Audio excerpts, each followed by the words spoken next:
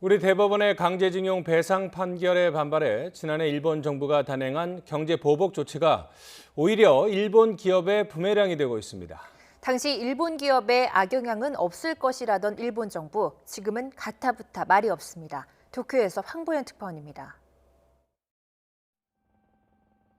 지난해 7월 일본의 수출 규제 조치에 국내에선 불매운동이 확산했지만 일본 정부는 물론 한국에서 큰 돈을 버는 일본 기업들도 코웃음을 쳤습니다.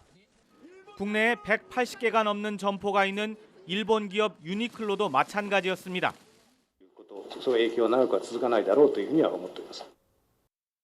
그러나 반년이 지난 지금의 결과는 달랐습니다. 유니클로의 모기업인 일본 패스트 리테일링은 지난해 9월부터 올해 8월까지 수익 전망을 당초 예상보다 무려 1,000억 원이나 낮춰 잡았습니다.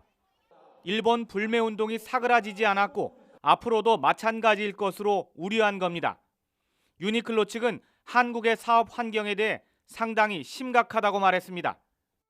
일본 정부 멋대로 세계 수출 제재 품목으로 정한 반도체 관련 소재 중 하나가 고순도 불화수소. 전문 제조업체 모리타화학은 이 조치로 그간 6개월 동안 막혀있던 한국 수출길을 지난 연말 겨우 뚫었습니다. 처음으로 일본 정부의 한국 수출 허가가 떨어진 겁니다. 허가가 난 건 다행이지만 한국 기업들이 일본 이외 지역에서 제품 구매를 추진하고 있어 앞으로 한국 점유율이 떨어질까 걱정된다고 업체 측은 말했습니다. 한국에 대한 경제 보복을 감행하면서 일본 정부는 자국 기업 피해는 거의 없을 거라고 장담했습니다. 日本企業に悪影響が出るということは基本的にはないというふうに考えております。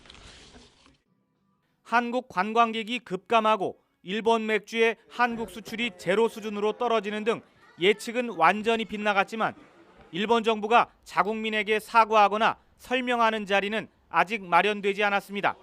도쿄에서 YTN 황보현입니다.